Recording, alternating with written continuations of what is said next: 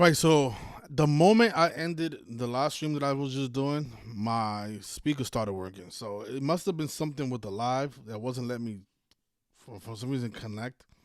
Hopefully it works now. So let's see before we proceed. Change that. Okay, it's working now. Okay, whatever. Well, I don't know what was going on. Okay, so today is August 18th, 2026. We're going to do a different video today. Well, it's different to what we normally do, but it's going to be similar to what I did a couple of days ago where I was playing all the no effort plays in baseball, and just showing people that these baseball players are definitely following some type of script, because if not, they'll be trying a lot harder to make a lot of these plays, especially like running to first base. Probably the simplest thing that you can do in baseball. You hit the ball, you run to fucking first base. I mean, doesn't take a fucking scientist to do that. But yeah, for some reason, these players who are getting paid $50-60 million a year are not running to first base with full effort. And you got to ask yourself why. And we know why. It's because they're following the script. They know that they're not supposed to make it to first base because they will ruin whatever the plan is.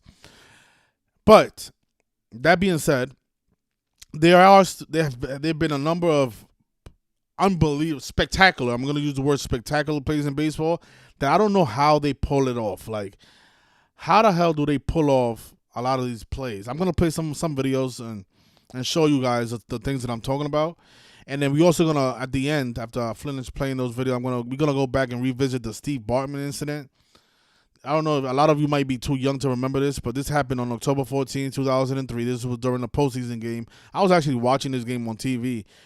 And, at that time, obviously, I was asleep. I thought, that Steve Bartman was an actual fan that interfered with the play. The whole world was mad at Steve Bartman because if you remember this play, if you guys was old enough to see it, the Florida Marlins hit a baseball to the outfield, but it was a foul ball. It was in foul ball territory, and Steve Bartman interfered with the catch. If the Cubs would have caught the ball, I think it would have been either the second out or it probably would have been the third out of the inning, and it could have saved the Cubs' season supposedly. But because he interfered with the ball, I guess the Marlins ended up, I guess, winning the game or something like that. I have to go back because I don't exactly remember all the details. But the point I'm trying to make is, like, this was obviously scripted, right? So what I'm gonna do is we're gonna do a live decode and go back to show people that this Steve Bartman was no accident. This was done on purpose for the Marlins season, but it was still amazing because I'm like, how the hell do you hit a foul ball to this guy who's in the outfield for this ritual? How do you pull this off? Are they using technology like how they're doing in other sports? I don't know. I have a lot of questions. So hopefully, some of you in the comments can help me figure this shit out, because there's a lot of shit that I'm like, I don't know the answers to, right? So hopefully we're gonna get back to the bottom of all this stuff and then try to figure out, like, how the fuck are they scripting some of these baseball plays? Because I know how they're scripting the basketball, the football, the hockey. They're obviously using technology, but are they using technology in baseball too? And if they are, how do you explain all the baseballs that go, like? Because I don't know. It's amazing, really. Baseball is amazing. All right, let's watch some of these amazing plays. Oh, still scripted, but still amazing.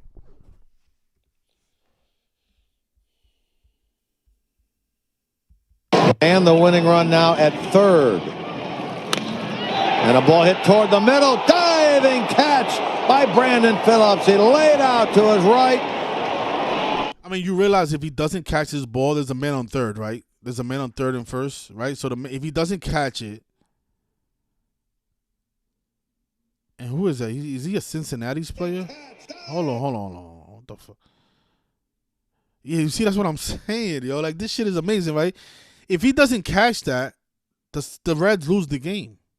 Because there's a man on third, and it's the bottom of the 12th inning. So if he doesn't catch this play, the game is over. Amazing stuff. And a ball hit toward the middle. Diving catch by Brandon Phillips. He laid out to his right. Took the game-winning hit away from Wilson Ramos, sending this game to the 13th inning. You just talked about Phillips. Earlier, when Span was at second base, he stayed cheated up the middle, and that pays huge dividends right there. Ooh, a little broken bat, and oh, David Wright! What a play!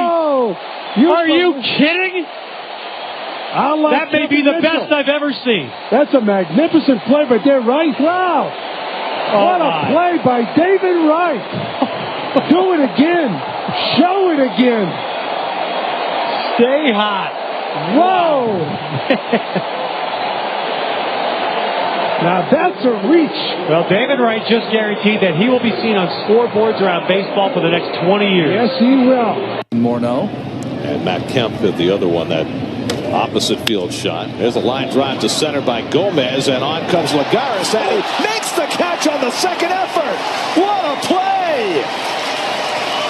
I'm not sure I've ever seen the likes of this before. Trying to make the shoestring catch and then stumbling forward to grab it. An incredible play by Lagares. We'll see plenty of this in the next 24 hours. Just shovels it forward. Like, you gotta be honest, is that there's no technology in that. That's just the skills. But I'm like, damn, it's like this such like the room for error is so. Oh my God, this stuff. I'm not gonna lie, this stuff is crazy. I'm still like confused about that fucking Reds play, right? So think about it. He dives for that catch. He dives for that catch in the bottom of the 12th inning. Even if he lands and then the ball comes out of the glove, the game is over, man. It's good. It changes the entire script around. Stays with it. And that ball was dipping off the bat of the pitcher Gomez and still able to come up with that play. Outstanding. 2-2 pitch again.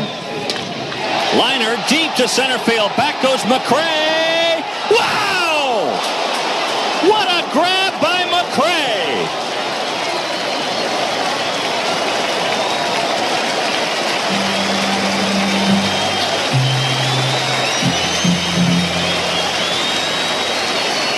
This one deserves a wow. And how? McCray, being the contortionist, makes a tremendous grab in center field with the bases loaded. Full count here to Brian Dozier. That's a fly ball to left field, playable for Johnny Gomes out there. It's twilight, he doesn't see it, but it'll be caught by Holt in center. Wow, my goodness, that ended up nowhere near the left fielder Johnny Gomes. He looked up, couldn't find it, and it's Holt, the legend of Brock Holt, who makes that catch. Well, you know, I'm watching Johnny Gomes, and I'm saying he's got no idea where the baseball is, and I was not watching Brock Holt. No, I wasn't. And he was tracking it the whole time. About that play.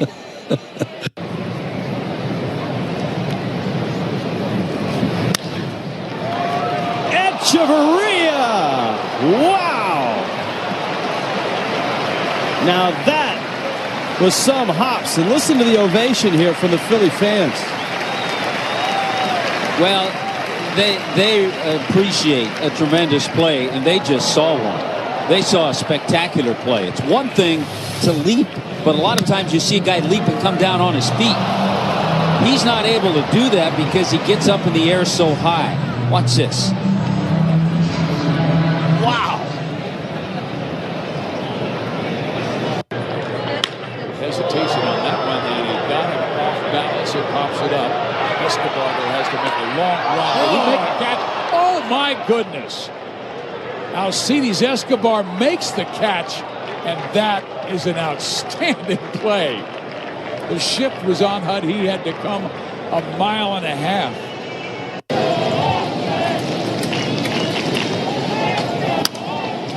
Another foul ball. Donaldson may have a play here. By the tarp, and he goes into the tarp, and he caught it. Sensational play by Donaldson. He fell between the tarp and the padded sidewall, and he held on to it. Baker was going to tag, but you can't just appreciate the great effort by Josh Donaldson. Up, over, and in. between. Fans were holding their hands up, and there goes Phil Cuzzy, the third base umpire, following. What a tremendous.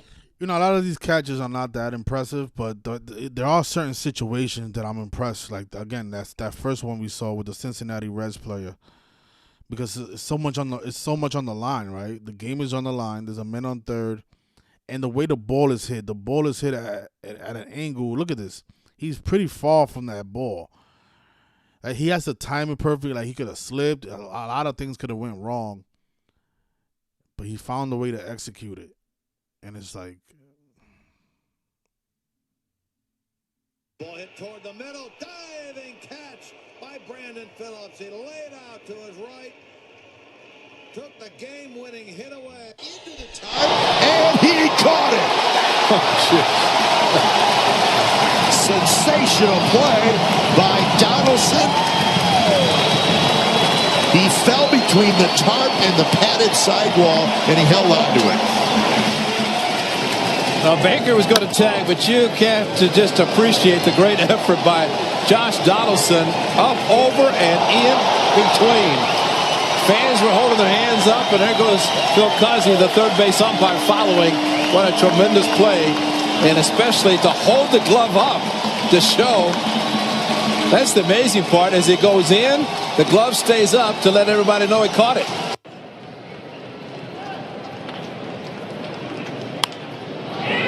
Popped him up, shallow center, Campana. Didi Gregorius. Wait for it. He's out. How did he catch that? We leave with our Chaz Roberts air conditioning cool play of the game. Wow. you see, that's a tough catch because it's like the ball is traveling behind him. He overran it. That's a tough. That's what I'm saying. It's tough. Out of these tough plays, I get it. These are professionals, but things could go wrong. Like, you can slip. You can.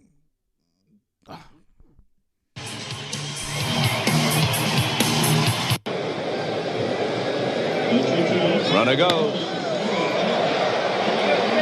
Pop foul back at the plate. Here comes Alomar. Leaping, and he holds on to it. What a catch by Alomar. Acrobatics at their best. And that retires the Tigers. At the end of a half inning, the game is scoreless. Catch that Alomar made. We were talking about it while we were away. We think that's one of the finest catches a catcher has ever made. I don't think Just I've an ever seen it. unbelievable catch, going full speed, hangs on to the ball, and then it took a minute or two because was it shin guards or something? Got 2-2 pitch. McCall flips it foul. Eric Chavez coming over into a slide. Can he make the catch? Yes, he did! What a play by Chavez! The best of all.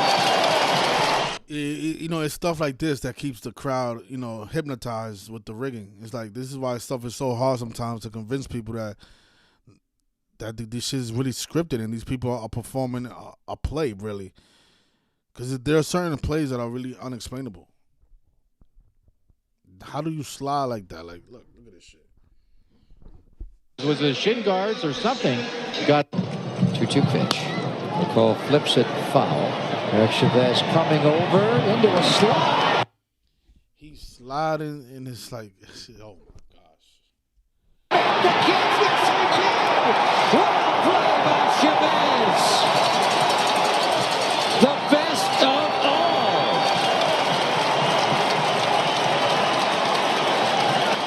He looked down and then the slide and watched the unbelievable catch.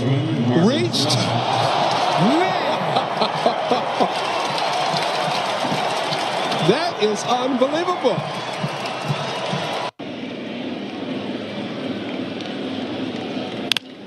Fly ball, center field, hit well. Carrera's on the run, still going back. Dives and he makes the catch. What a catch by Carrera. Ezekiel Carrera in his first start of the season for the Tigers with a highlight play. That is one of the best catches you'll see this year. Holy cats. Did you see that? He got a holy cats out of you. Oh my goodness. I mean, he stretched out. says they're a cheater. Dive into a Capri Sun. Yeah, wow. All right, let me just Oh yeah, this video's over. Okay. I'm gonna pull up the Steve Bartman stuff. So you guys, I don't know if a lot of people probably never even heard of Steve Bartman. But if you're a baseball fan, you know about this, right? Let's watch the Steve Bartman show 54-second video by MLB. That's funny. Let's watch this 54-second. Actually, I'm gonna play this one. This is 2 minutes. Actually, no, I think that's just somebody reacting to it. Yeah, this 54-second video by MLB. Let's watch this.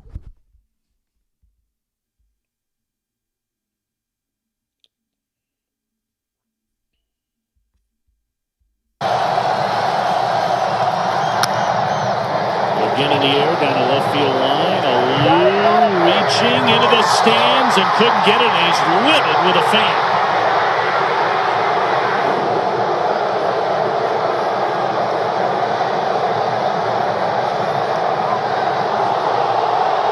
That's awfully close to fan interference right there. The umpire's all over it. The umpire right down there, Mike Everett's on the play. If Alou has to reach into the stands, it's fair game for the fans to catch the ball. If the fan reaches out over the field, then it can be ruled fan interference. That is very, very close. Again, this was definitely a scripted play. So we're gonna show it right now, actually. But that was fucking amazing because the batter had to hit the ball exactly to this guy right here, Steve Bartman. He couldn't hit it anywhere else in the field. He had to hit it exactly to where he was sitting. How the hell do you pull that off? I don't know how the fuck they pull that off. But let's go back in history and see what the fuck went on that day. All right, so let's pull up the box score. What game was that? That was the Marlins. That was at 2003. We said October.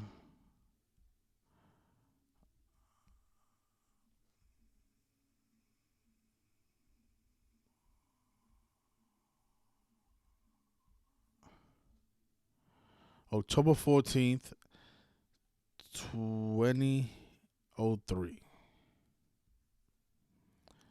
Yeah, you see the Marlins ended up winning 8-3 that game.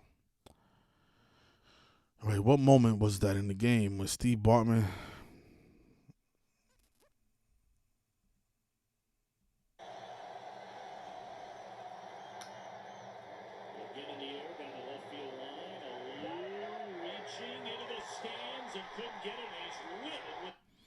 So that was Moses Alou. I don't remember him.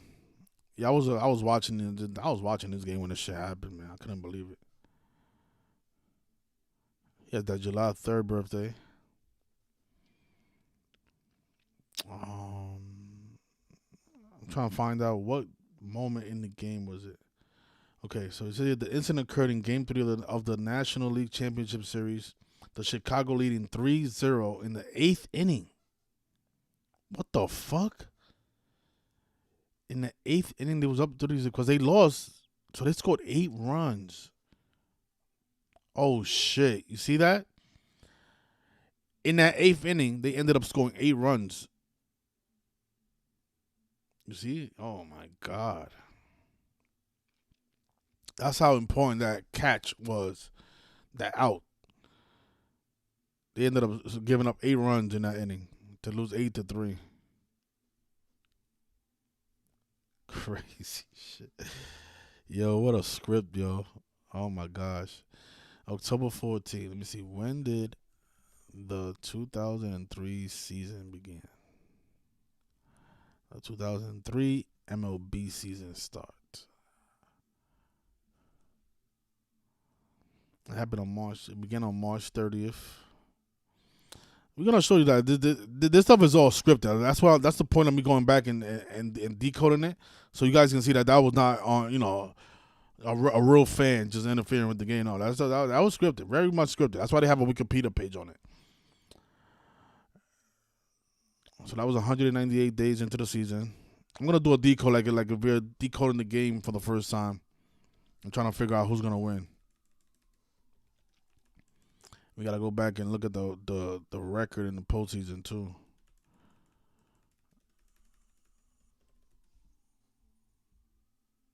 A lot of this stuff is like mind fucking blowing, bro.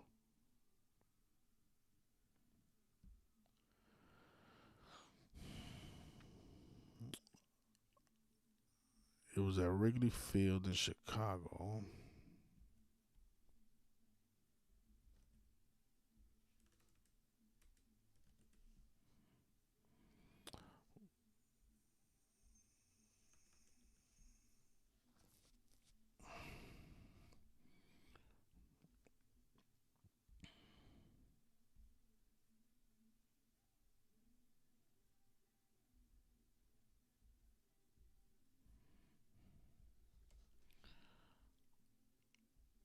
All right, here we go.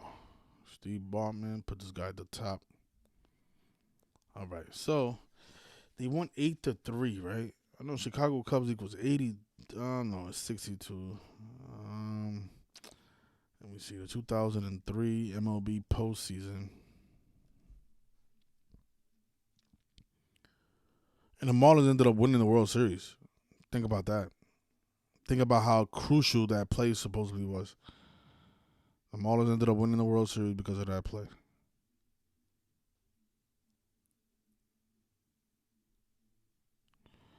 They defeat the Cubs 4-3. That was game 6, so that's what's forced to game 7. So, yeah, that game, they forced the game 7, and they scored 8 runs, right? Just put all these details right here. All right, so October 14, 2003.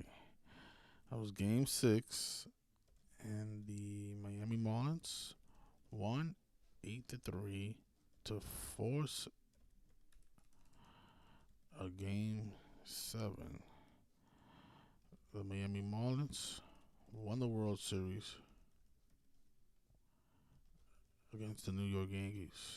I remember the Yankees were big favorites that year. That's why I was watching the playoffs, because I was a big Yankees fan, being from the Bronx.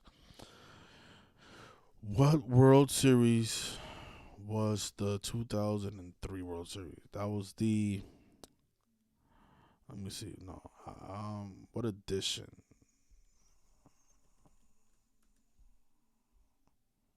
That was the 99th World Series. The Marlins won the 99th World Series against the New York Yankees. Okay.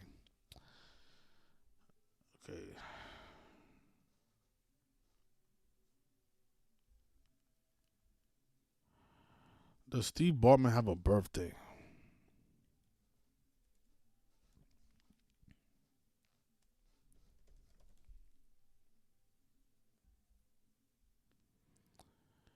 He was born on October 1st. 13 days after his birthday.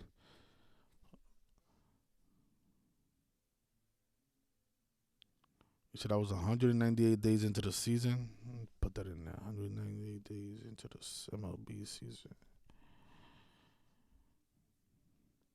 The famous Steve Bartman play in Game 6 of the 2003 National League Championship Series at Wrigley Field often has been told from the Cubs' point of view, but is never really told from that of the Marlins, who went on to beat the Yankees in the World Series that year. While Cubs fans consider it another blunder in a long history that stretches back to their last World Series in 1908, there's a reason they didn't win the World Series that year. It's because, of course, the 108 ritual that they did. They won the World Series to end their 108-year drought. When Major Leaguers 108, they had to wait another 13 years to win the World Series. Scripted theater. But I think we overlooked the Moses Alou. Right, so July 3rd, he was supposed to catch that ball, supposedly. 103 days after his birthday. And what was Game 7? Marlins versus Cubs, 2003. So it was on the 15th. So the next day, they get eliminated. They leaving 77 days left in the year.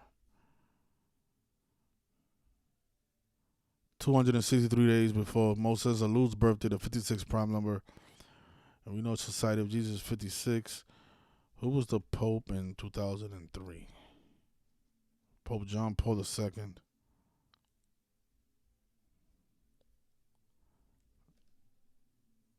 May 18th, 5/18. Said it was 10/14, right? Steve Bartman stuff, 10/14. 149 days after the Pope's birthday. Look at that. They went to the World Series 150 days after the Pope's birthday when World Series is 150. That's why I went to 7 games. You see how it's all coming together? 150 is a big World Series number, though.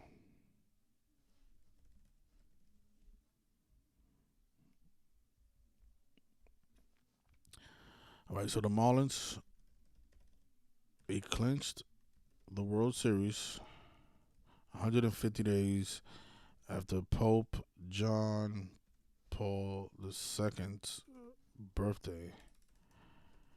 And World Series is 150.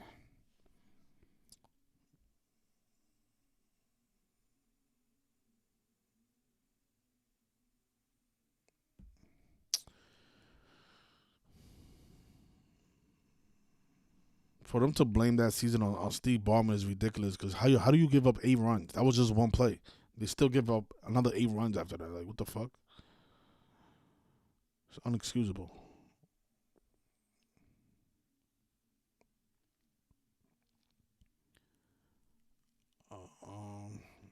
Yeah, it's going to be hard. Let me see.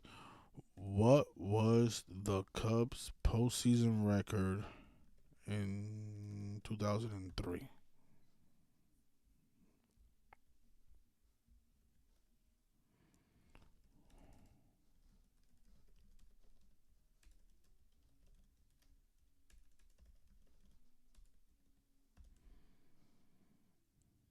They went 6-6, so that game they fell to 6-5.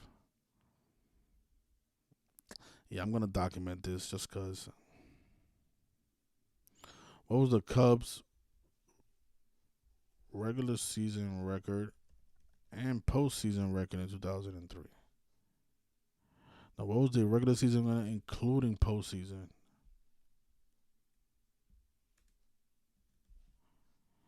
They finished the season 94-80 that year.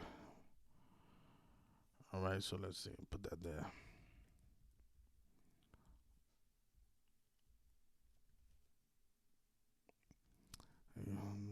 Chicago Cubs finished 6-6 in the postseason. What about the Marlins? What was the Marlins? They picked up the 102nd win of the season in the World Series.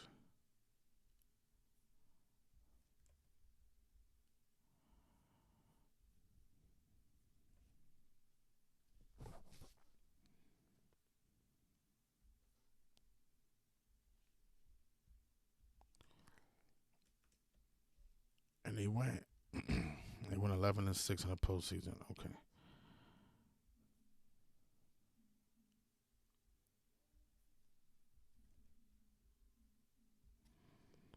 We're gonna bring all this stuff together, expose these motherfucking frauds.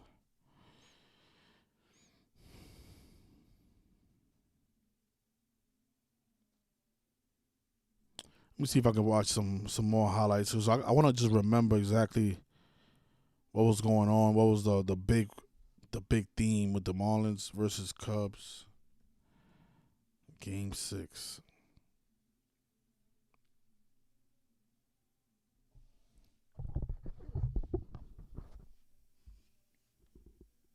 When I say Wendy's small classic.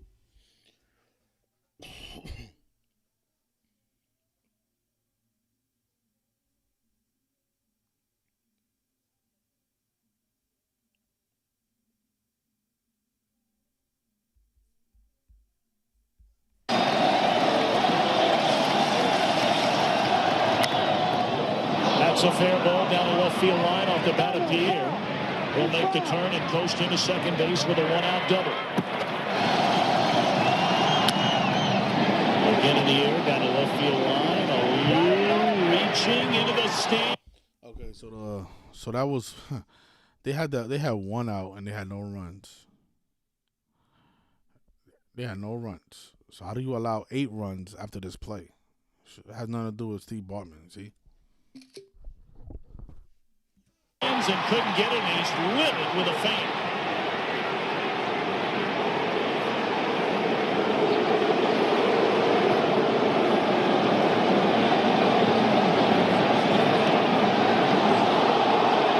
That's awfully close to fan interference right there. The umpire's all over it. The umpire right down there, Mike Everett's on the play. If Alou has to reach into the stands, it's fair game for the fans to catch the ball. If the fan reaches out over the field, then it can be ruled fan interference. That is very, very close. It is so impressive, man. We're going to watch the rest of this video in a second, but I want to document what the score was. Let me see. It was 3-0. Let me see.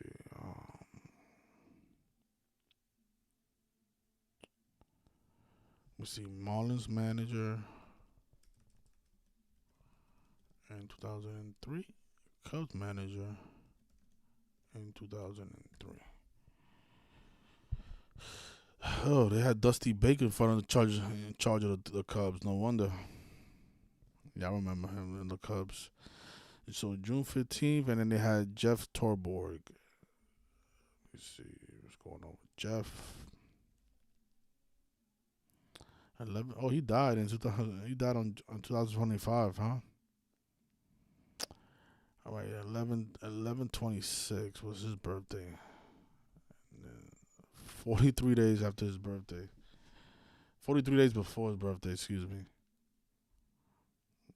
46 weeks, 322 days after his birthday, the Steve Bartman incident happens.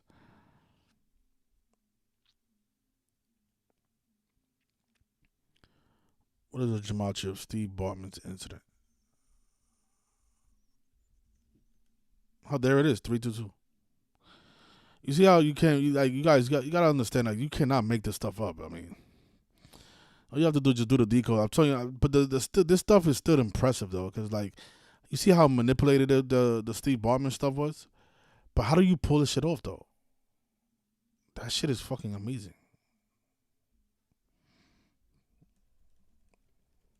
This was the Marlins manager right here, who got sacrificed too in 2025. We're gonna go back and look at his death real quick. This stuff is really mind blowing. It's amazing how so many people are not really interested in this stuff. Yeah, but look, 322 days after his birthday, the Steve Bartman incident happened. And it's also 46 weeks, right? That's a big Chicago number, too. 46 weeks.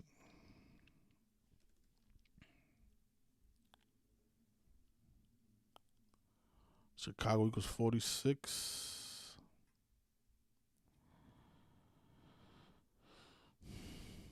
I just want to show you on the screen that it's exactly 46 weeks. Chicago equals 46.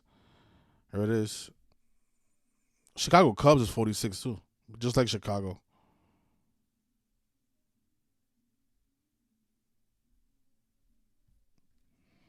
So it was lined up with the Marlins manager that year. That's what I'm getting to right now so far. It was definitely scripted around the Marlins manager. I would have made so much money off this. I would have probably never predicted that that Steve Bartman incident was gonna happen, because I didn't know who Steve Bartman was, right? But that's why a lot of this stuff is hard to predict, because like, how do you know that Steve Bartman incident is gonna happen prior to the game? You can't predict that because you don't know who Steve Bartman is. Steve Bartman doesn't exist until that play happens in the 8th inning.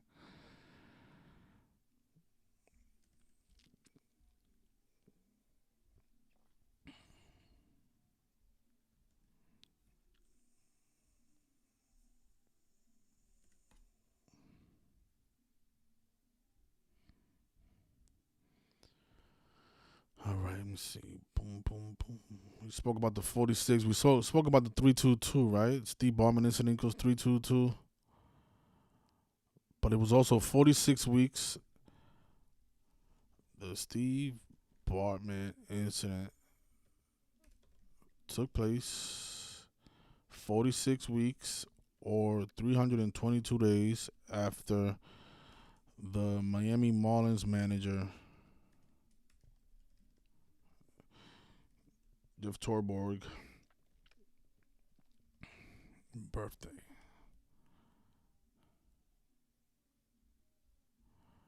Put all this information at the bottom.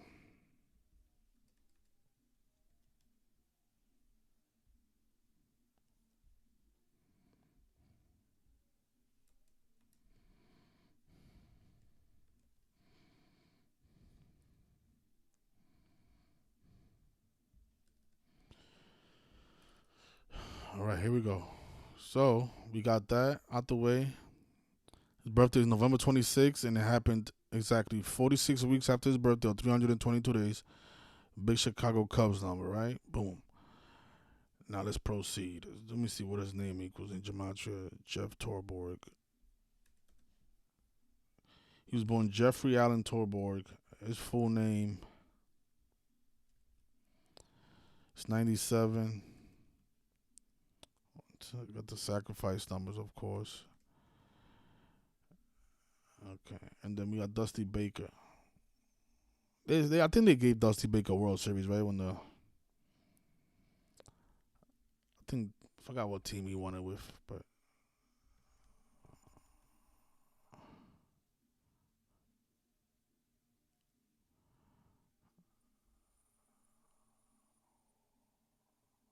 yeah, he got one. He got one as a manager.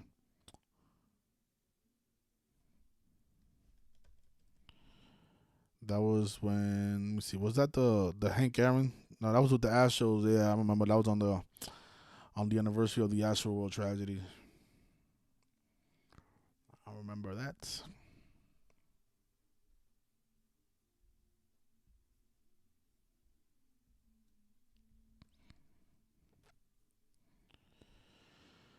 So what was that? The 287th day of the year, the 14th pentagonal number. They leave in 78 days after the year, and on the next day, they clinched the World Series. Let me see, the 2003 World Series. When did it end?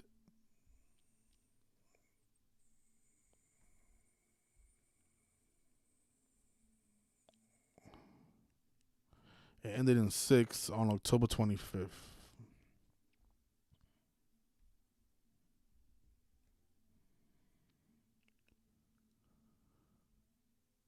He won the World Series 32 days before his birthday, when Marlins is 32.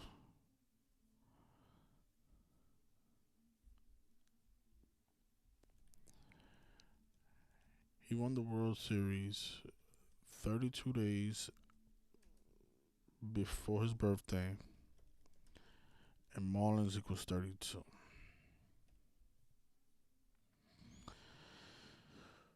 We said about July 3rd as being, that was 103 days. I don't know what the 103 is about.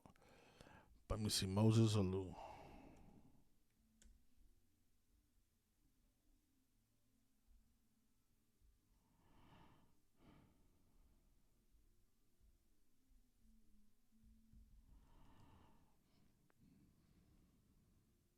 His name is 83, and that was the final score.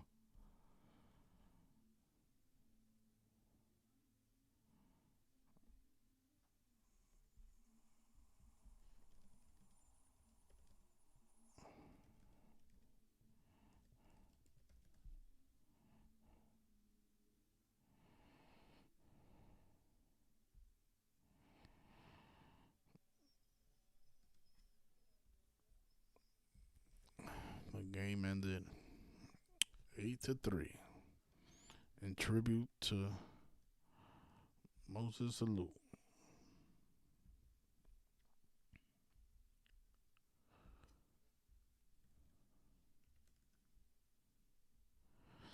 I could have sworn 83 was a Miami number, though.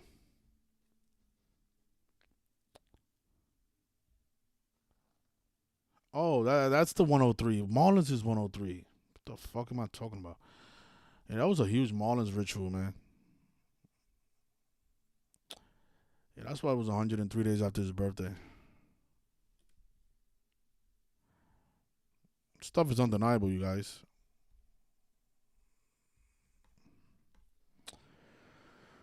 All right, so it was 103 days after Moses Alou's birthday, and the final score was 8-3, like how his name equals 83, and where I put it at? His birthday is.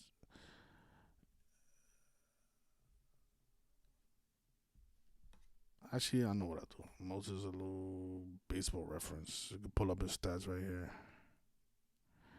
The guy was number 18, like how Major League Baseball is 18. Not Major, MLB is 18, like baseball.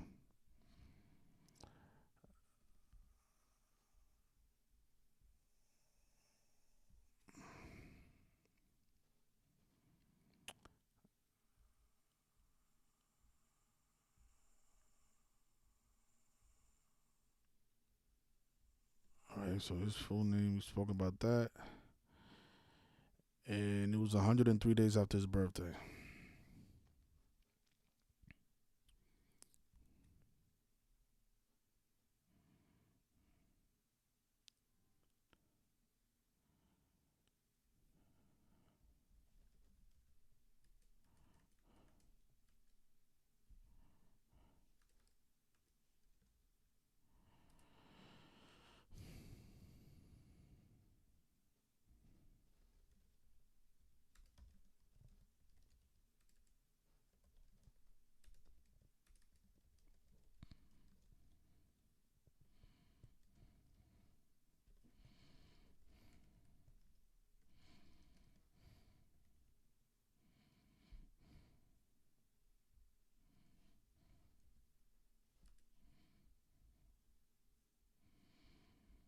All right, so the ritual's coming together, you guys. Bear with me. We're gonna expose this stuff. Somebody asked me a long time ago to cover this story. I forgot about it, but I do find it amazing though, and it just shows you like there's something deeper going on in baseball. I don't know. I can't explain it, to be honest with you. I don't know. I don't know how they're doing this. How do you hit a foul ball to Steve Bartman in the crowd? How do you do that intentionally when this clearly it was a part of a ritual? How do you do that? How the hell do you do that? Somebody, please leave it in the comment in the chat. I need to read it. Somebody, please help me figure this shit out. How do you hit a ball to a specific person in the crowd? A baseball.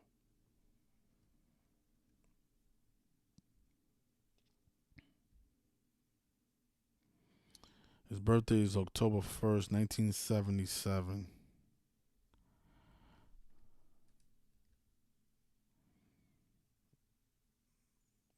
He was born on a day leaving 91 days left in the year, man.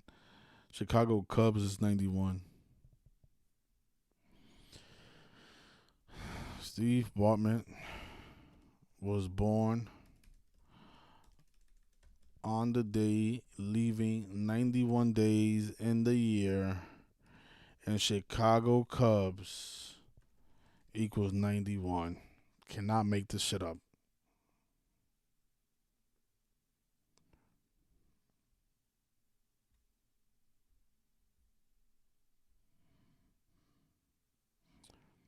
There it is.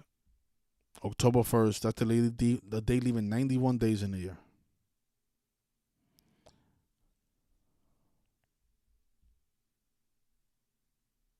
He's 48 right now. Hey, you better watch out when he's 54.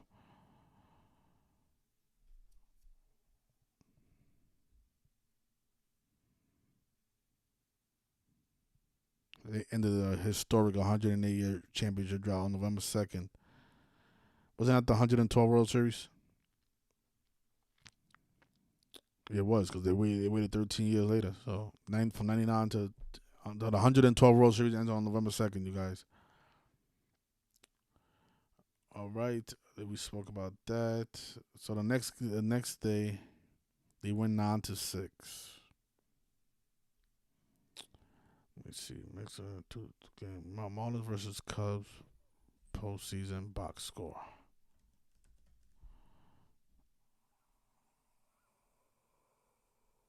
Okay, so here are all the games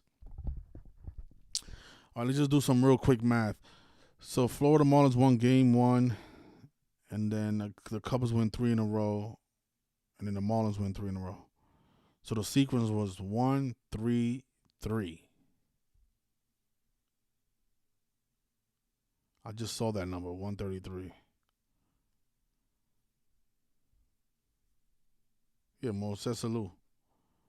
He has a 133 in his name. That was the sequence of the postseason. 1-3-3.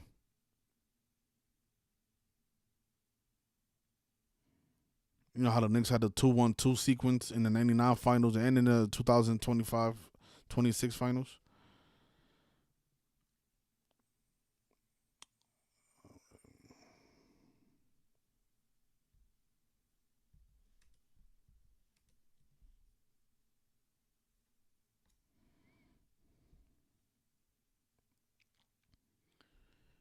Yeah, this is the huge part though. From the post birthday to that game 7 was 150 days and World Series is 150. Let me see. Yeah, I feel like there's one thing I'm missing. I'm just trying to figure out what it is to bring it all home. The Cubs were 94-80. They picked up their 80th loss against the Marlins. Does Marlins have an 80 connection? They don't. I'll put this at the bottom.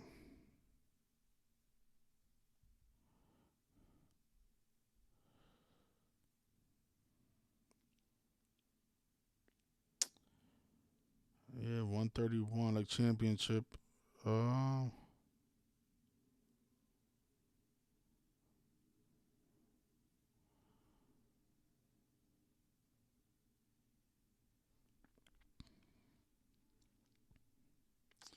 It was on 3-0. Mark Pryor's pitching the gym. Mark Pryor. Let's look at Mark Pryor real quick. That was the pitcher. He's now a coach. That was September 7th. September 7th. 37 days after his birthday. See, that's what I'm saying. Chicago's 37. Stuff is a perfect script, man.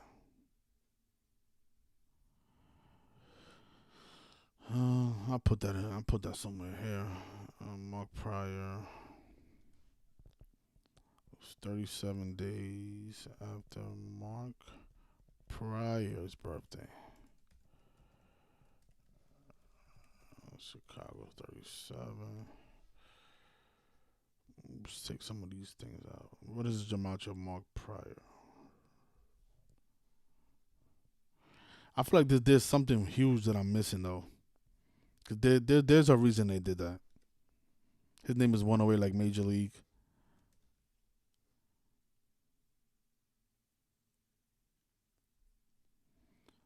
We're gonna get rid of this. Get rid of that. Let's see.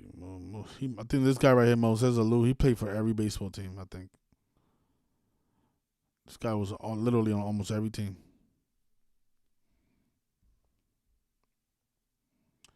8-3.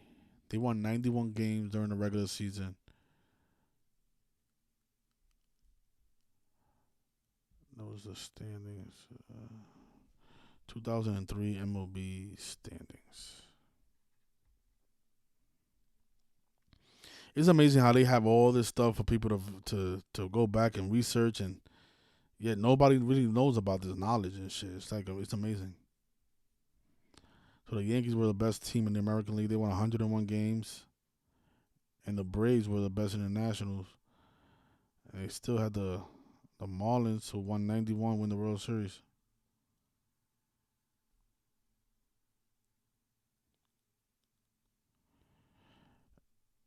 Yeah, Chicago Cubs in 91. Going back to 91 again, right? So Steve Bartman was born on the day leaving 91 days after the year. And the Marlins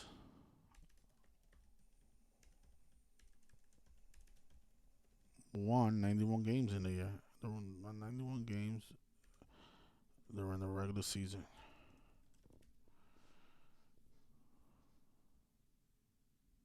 All right, let's finish this quick video. Is this the video? No. This is the 54-second video. I had another video. Here it is. Okay.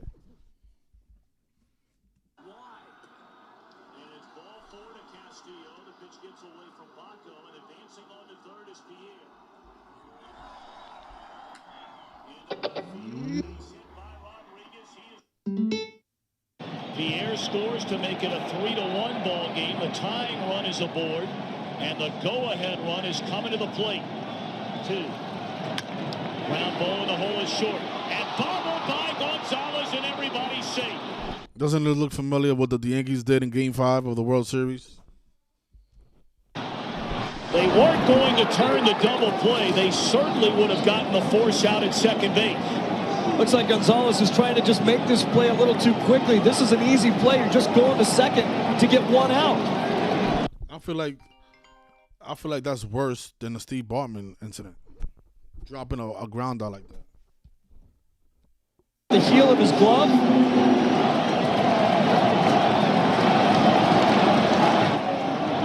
Hammered down the left field line, and the game will be tied up. Scoring is Castillo. Scoring is Rodriguez. It's a 3-3 game as the frustration ends for Derek Lee. And the batter in the air, right field. Plenty deep enough, you would assume, to get Cabrera home. Sosa the catch. The throw will come to the plate, and the Marlins have taken a 4-3 lead. The break they needed on the ground ball that went through the legs of Leon Durham. They scored 4 more times to win the game and win the series. That ball hammered into left center field. On the run, Alou. On the run is Lofton, and it's off the ivy. 3 runs are going to score on a double by Mordecai. A 7-run Florida 8th inning. And Juan Pierre, the batter. Lined into right field, a base hit. They're going to wave around Mordecai. He will score. It is an 8-run Florida 8th inning.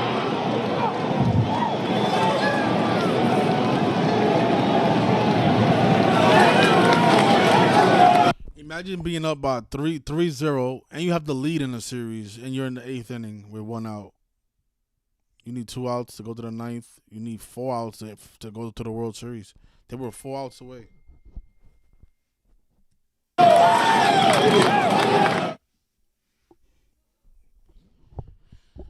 But of course, it was scripted for them not to win it because they needed to win it in 2013 or 2012, whenever that was. 13 years later, 108 years after they won the last championship, because Major League is 108.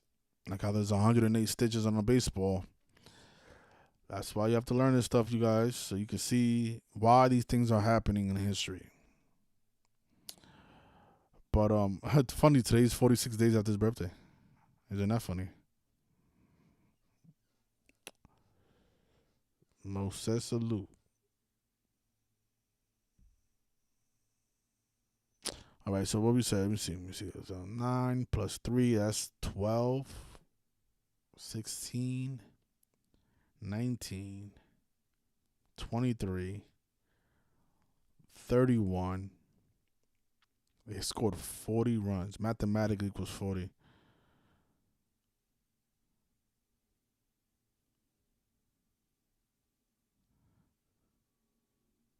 I think we've seen enough, though. I mean, let me just put this on the blog so I can show you guys. So here it is. It happened 46 weeks after the Marlins manager's birthday. Because Chicago's 46, like Chicago Cubs. He ended up winning the World Series 32 days before his birthday when Marlins is 32. Steve Bartman also had Jamacho with 332, the Skull and Bones number. And it was 322 days after his birthday. It was also 103 days after Moses Alou's birthday, who was supposed to catch that ball. And Marlins is 103. And the game ended 8-3 in tribute to Mr. Moses Alou, whose name equals 83. And it was the Marlins ended up winning in 7, 150 days after the Post birthday when World Series is 150. And then Steve Bartman, the guy born on a day leaving 91 days after the year, clearly picked for this tribute, for this ritual. When Chicago Cubs is 91, like how the Marlins won 91 games during the regular season. And I'm pretty sure there's a little bit more out there, but my brain is about to explode with this stuff. It's just it's just shit that I'm not able to explain, man. How do they pull that shit off?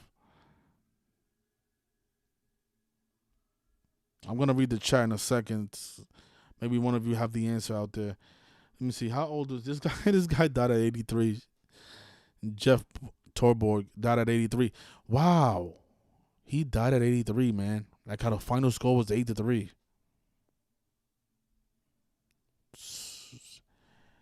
And Jeff Torborg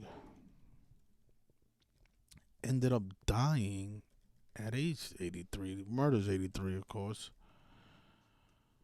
He was born November 26th.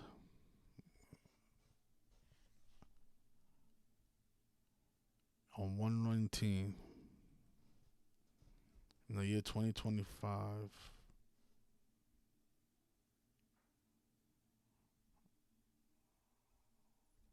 He died 54 days after his birthday. Of course he would. Why not?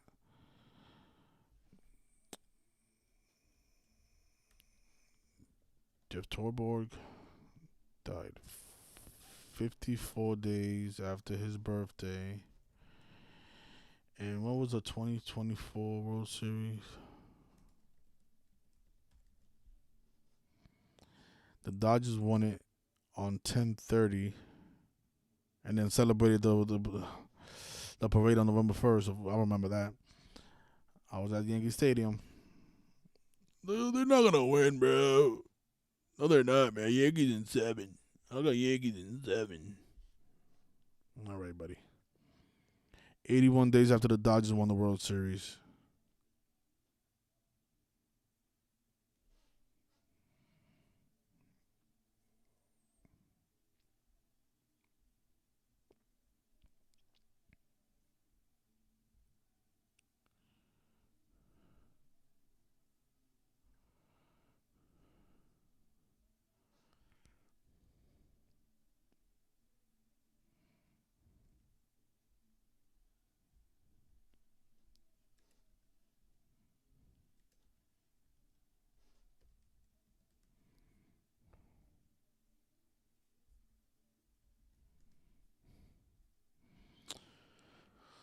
All right, let me see. So, we spoke about that. The Cubs won 88 games in that year. So they had the Yankees versus the Marlins. 6-15.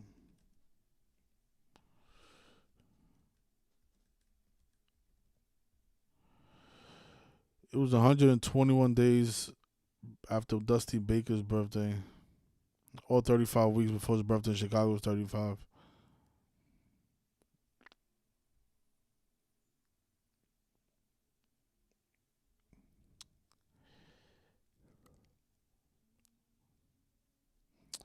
Yeah, I don't know how they pulled that off. Right? I think I'm done though with the decode. I mean, baseball 54, MLB's 54. I'm gonna look at the chat, man. Hopefully you guys have some answers for me, man. All right, let me see. Appreciate that. Thank you. What up, y'all? So Sifu says he thinks it's technology and skill. Yeah. Somebody says they think it's spirits. Yeah, that catch looked like from Angels in the Outfield. Exactly. It's impressive, to be honest with you. Yeah, the shortstop made 3 errors in that 8th inning. Another 3-8, right? Yeah, Dusty Baker, they shamed him to his entire career. He was shamed. You're right about that. Yeah, you could have live bet that comeback. Yep. Yeah. Yeah, because if you're paying attention to the World Series numbers, then you know it's going 7. because it would have been 150 days. Well, technically it was the 150th day of the Pope's age, so that could have went either way. But once they tied it, yeah. But this stuff is still difficult to predict in real time, though, because again, you don't know who Steve Bartman is until that 8th inning happens.